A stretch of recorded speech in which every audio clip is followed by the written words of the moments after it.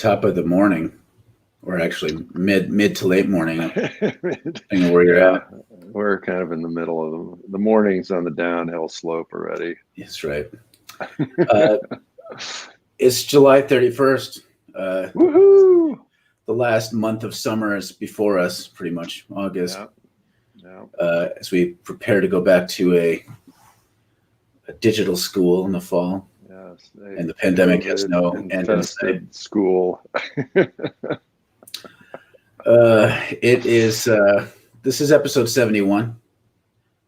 Demon Semen. Incredible. We're going to talk about this, but I'm just happy it rhymes. Yeah, I know. The rhyming thing is nice. It just feels whimsical. Feels good. Rhyming to introduce ourselves quickly before we dive into this, what seems like a goofy topic, but it's pretty serious. Even very serious. To me, that's how I roll, is serious and humorous at the same time. But I'm Mark Van Steenwyk. I'm the director for the Center for Prophetic Imagination. I'm Daniel Wolpert. I direct MICA, the Minnesota Institute of Contemplation and Healing. Where to begin? Just maybe to explain. Okay, so there's Dr.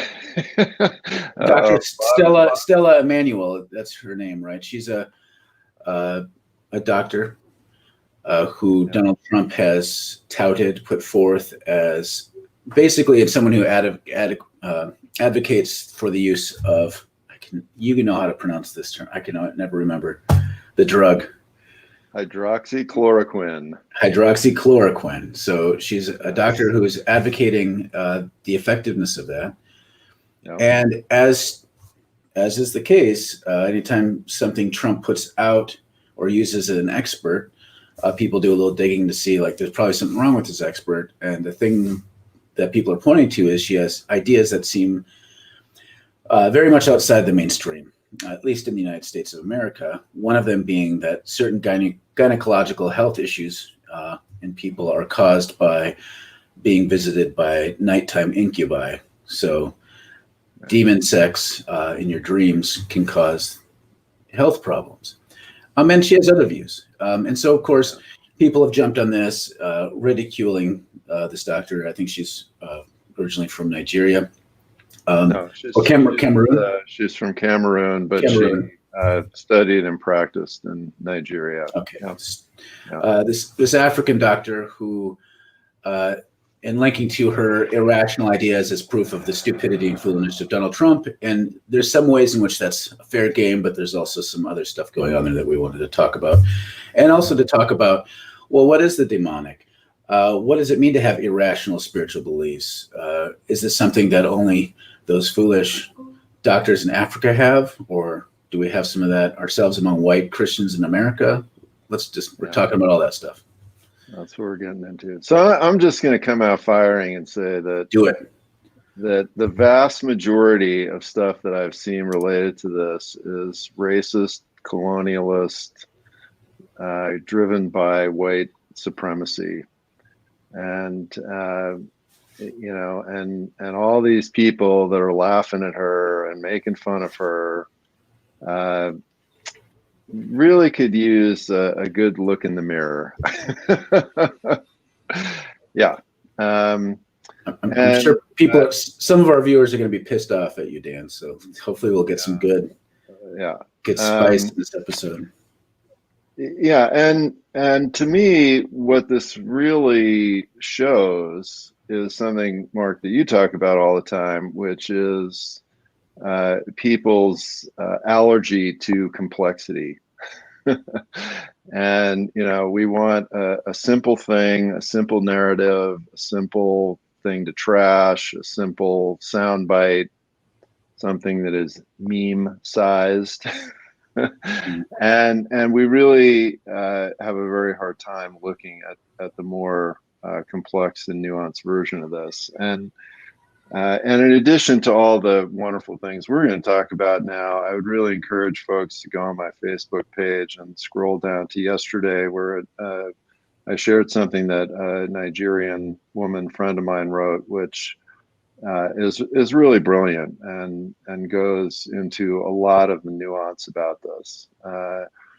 because there are all kinds of issues. And so one of the things that you would find if you went to Africa and started talking to a lot of Christians there, who were professional people who had jobs and worked for the government and were doctors and lawyers and very intelligent people, is that their Christianity talks a lot about demons and the reality of demons, and the reality of the non-material world and the influence of the non-material world on our experience. Yes. Which actually is not out of the mainstream at all. Well, and not even out of the mainstream in the United States among well, white that's what I'm saying. So just for disclosure, people probably know this about me, but I spent a lot of my teens and early 20s as a card-carrying charismatic. And I've always had skepticism, but I've never gotten rid of my supernaturalism. It's just shifted political, I think. But I grew up with a lot of people, professional people, who believed in the strong influence of demons in our lives. And there's different ways of nuancing that.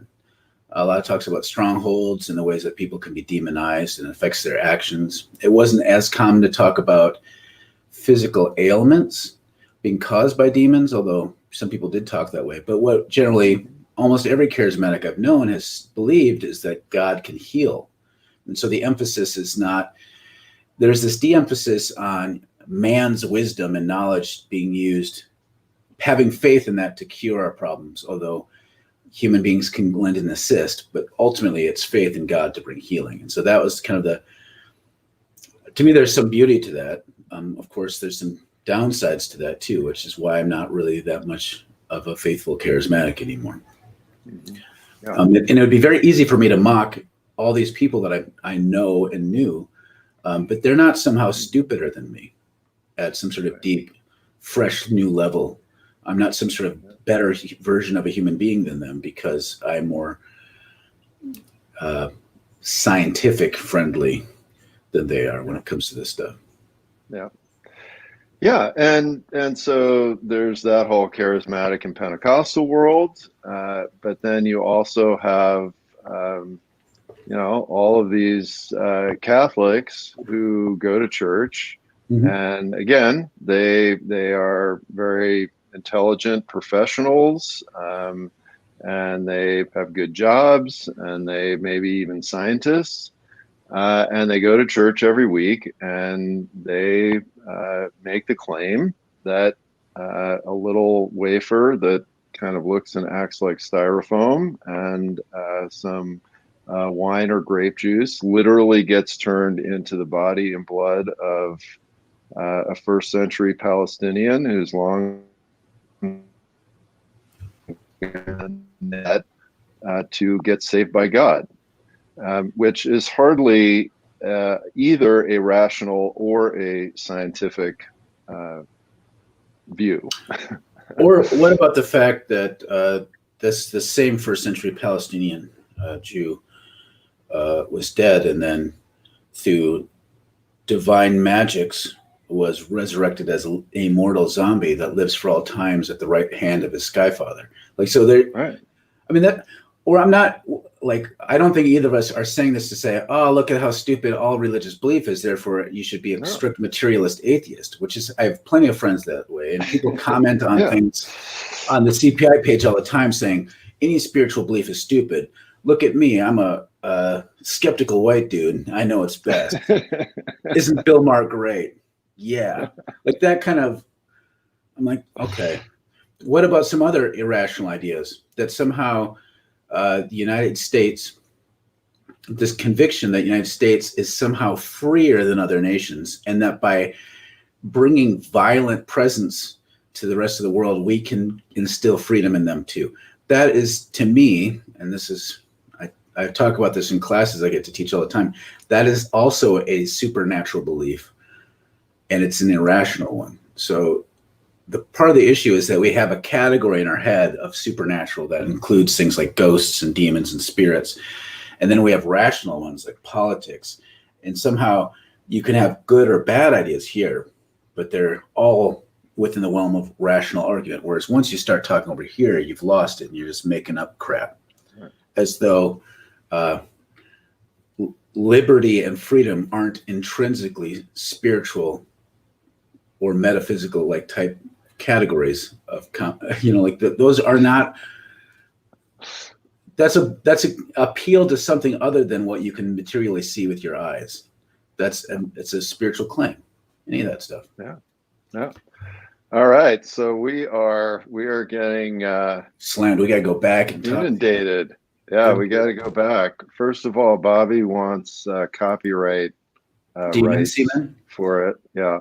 We'll send you your royalty checks for letting us use this as our title. Since the money from transmission is pouring in. By the way, we have never gotten a donation. I'm just going to bring that up again. So Micah produces this. Never gotten a dime. We certainly haven't gotten that 21 million we were hoping for. I got a bunch of money. I just deposited in my bank account. I hope that's okay. Sure. Okay. Yeah. No. All right. So Bobby, when we get money, we'll give it to you. Yeah, and I want to know what that supplement does, but that's for another time. Sarah says, looking forward to this conversation. Bobby. Then he's just kidding. Okay. I thought so we won't serious. Send you any money. Okay. Mark writes, I can't hear anything related to this story without hearing Sir Psycho Sexy by the Red Hot Chili Peppers running through my head. I need to go look that up because I'm not sure if I remember that song. Yeah. Ellen writes, STD is sexually transmitted demons. That's how it works. Right. Yeah. It's a whole book. Yeah. But so, speaking of a whole book, so I just give you an example of this. So I know, and I won't particularly reveal all the different connections here, but I know somebody who is a senior government official of an African nation, an assistant to the president, who has written a book about this issue, actually. And the entire book is basically about demon possession, all the different forms it takes. A lot of it does have to do with sexual activity. Yeah. And about all the ways you can diagnose it, all the ways you can cure it. Now, again, I'm not advocating this book. I'm not saying that I agree or believe in these ideas. But I am telling you that this guy is not a lunatic. And he's not dumb. This is a great example of the challenge of cross-cultural conversation. And again, as white Americans, we really need to realize that speaking about being infected by demon semen, American exceptionalism is an infection. It's demonic. It's a brain infection, and we have been infected by it to believe that any idea that doesn't fit within our Overton window, how about that, Mark? I'm going to use that phrase again. Okay. Doesn't fit within our Overton window, is dumb and bad and worthy of making fun of. And that's a serious problem.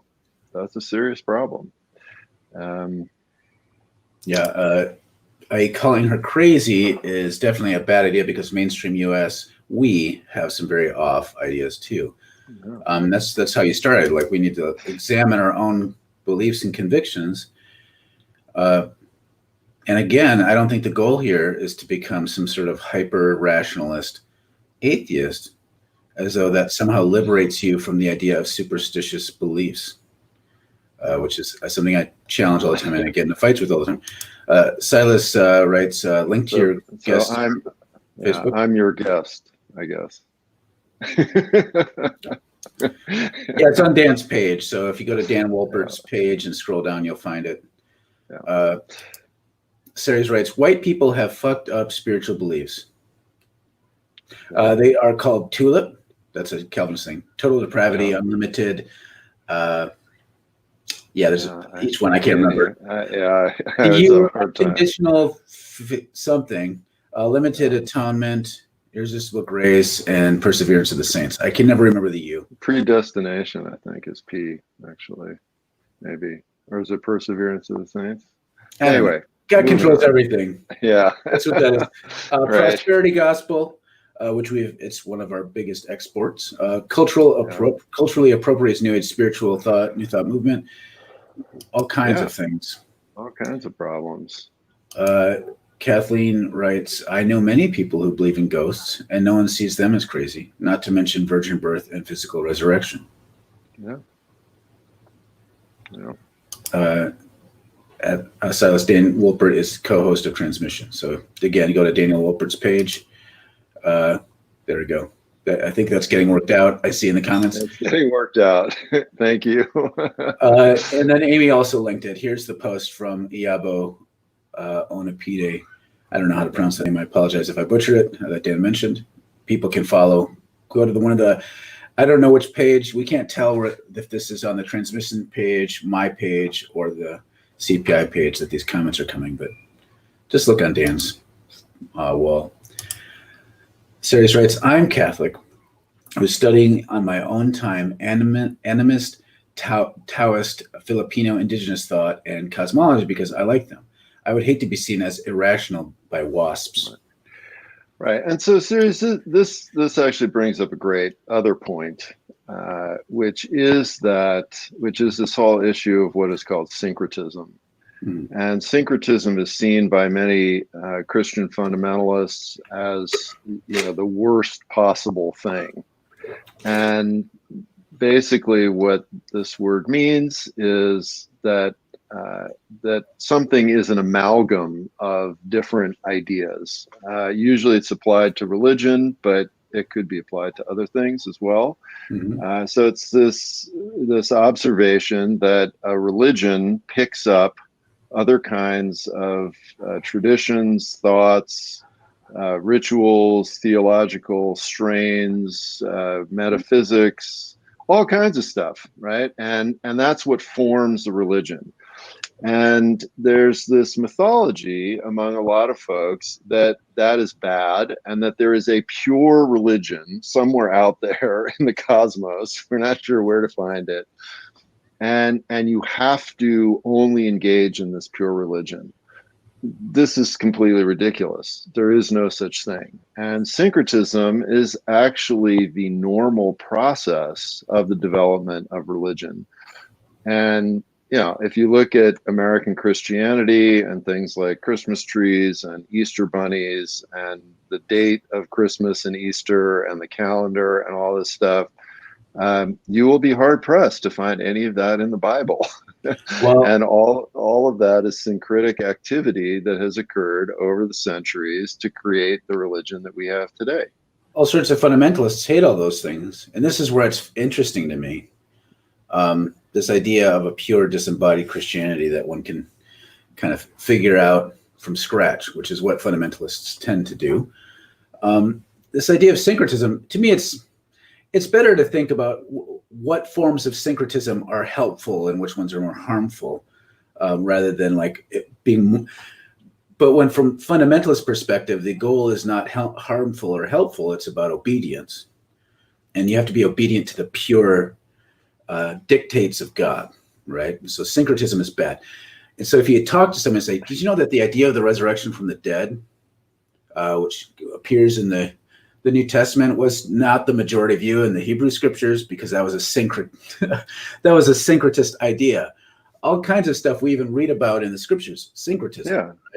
Right? Even fundamentalism today is a syncretism of maybe Christianity with some other religious views, but also some political views. That it's unavoidable. You can't avoid doing it.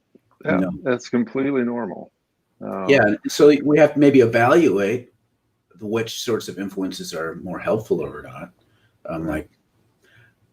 But yeah, that's again, if you're avoidant of complexity, that's not an area that you're going to enjoy going into, because it only brings up complexity. Right.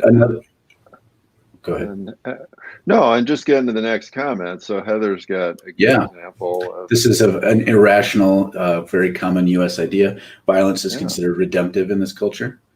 Right. And that, you know, what Mark was talking about before, what you were saying before, about, you know, we go all over the world violently giving people their freedom. Just a pretty irrational idea if you think about it for a second. Hello, Tyler. Tyler says hello. We'll say hello back. Secrets. I have to wonder if Trump isn't doing this on purpose. He tends to stir up controversy right in moments where he wants to distract people. Like, right. Well, and yeah, and so this brings up a whole other strain to all of this, which is that this is a very political maneuver, right? So for Breitbart to post something, and for this doctor to go on Breitbart, and for Trump to then pick it up, is a highly political move. This interview is highly political. This has nothing to do with medicine or science or anything, and so we can certainly critique all of that and look at all of that. And that has nothing to do with metaphysical ideas in African religions. That has to do with modern American politics and what's going on right now. And, you know, that's this complexity thing. There are multiple layers to what is happening with this right now. And it's really important to see that and be able to understand that. So yes, it is a totally political thing that Trump is engaged with. Julia writes, my people trace the second sight and sixth sense back to Ireland and is considered either a family gift or a family curse, depending on how colonized their Christianity is.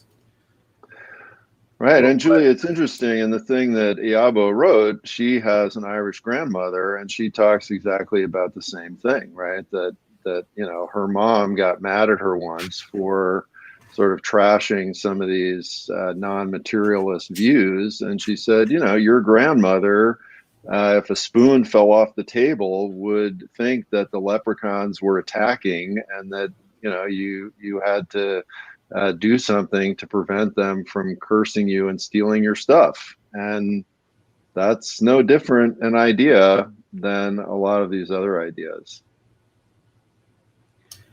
Michael writes, don't be too harsh. It's fantastical enough to believe that Jesus is God incarnate. Yeah. And the funny thing is, like, even just this phrase, Jesus is God incarnate,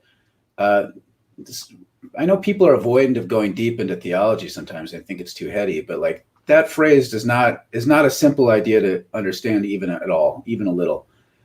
And what happens is people make a shit ton of assumptions about what that stuff means, and they take it for granted, and they get smug about things that don't fit into their quick and tight, easy understanding of that. But whether you like it or not, there's reasons why we've had a plethora of like councils of Nicaea and stuff talking about things like, what does that even mean?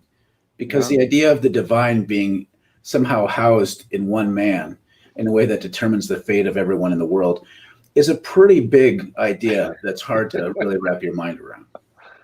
Absolutely. Catherine writes, to add to the complexity, I grew up with some of the more homophobic and repressive ideas of the evil, sexy, demonic as a white evangelical. And they caused me and millions of other queer younglings a ton of horrifying pain. So in private, I kind of have to make fun of them for my own survival. Discuss. I feel like it's totally a different thing. So, because I grew up with that too. Like, I grew up hearing about succubuses, that if you masturbate or watch porn, it gives Satan and different demonic succubi legal right to harass you and get a demonic foothold. And so then that's why when I was in high school, youth group, I had to sit for 3 hours with people laying hands on me, casting demons out of me, so that I can be restored to God. And I just then I had to fight back, starting to cry because it's traumatic as fuck. Like, so I'm traumatized by this and have all sorts of shame around sexuality because of these ideas.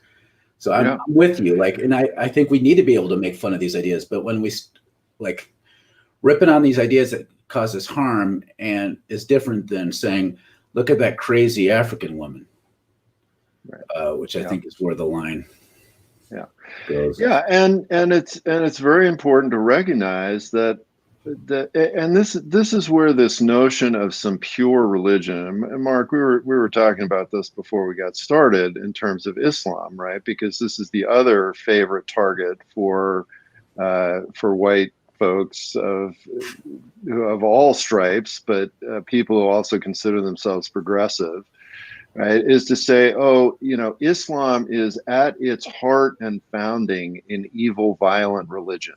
Right? This is, you mentioned Bill Maher. This is one of his favorite things, right? And this is ridiculous. This is absolutely not true, and it's racist and Islamophobic. The reality is that religions are not separate from people and from culture. There's no such thing. There is no such thing as a pure religion floating up in the sky somewhere. And so, yes, all of these ideas are sometimes used for good and often used for evil. And part of the incredible complexity of Christianity and African Christianity, right, is that it was formed by colonialism. And so what is interesting in African society is that in indigenous African society, homosexuality is not seen as bad. And homosexuality is a negative thing in African Christianity only became that way because of laws that were originally created in Belgium, but then ultimately spread to all the other colonies that insisted that homosexual practices be made illegal and incorporated into Christianity. And so now, several hundred years later, even many Africans think that true African Christianity is against homosexuality. And this is also this kind of syncretic activity, in this case for evil, and is demonic. But we don't even remember that or know that if we don't study this kind of history. And so, yeah, all of these things are very complex and mushy. And one of at least my points, though, with all of this, as we've talked about with other issues, is that we have to be self-reflexive about our own cultural position and situation here. Before we start talking about dumb, crazy Africans.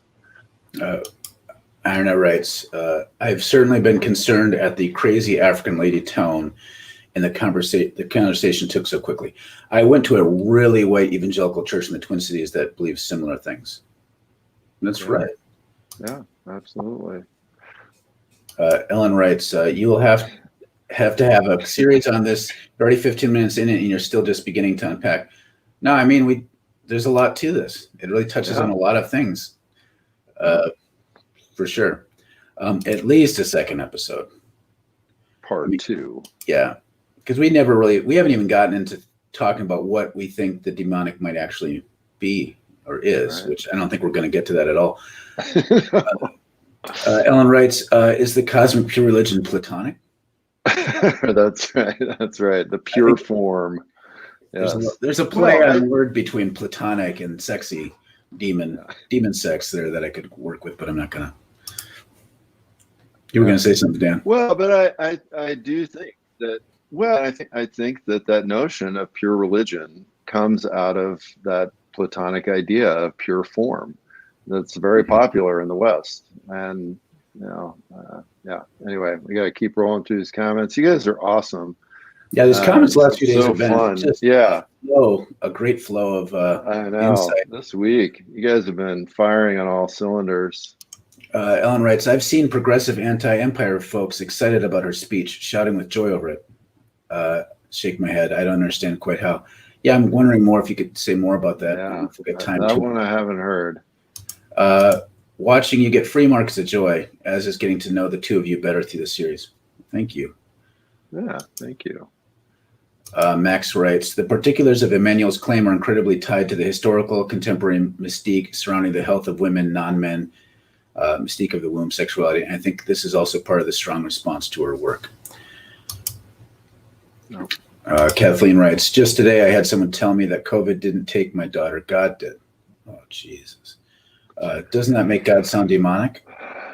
Yes. Yes, I think so. Yeah, absolutely.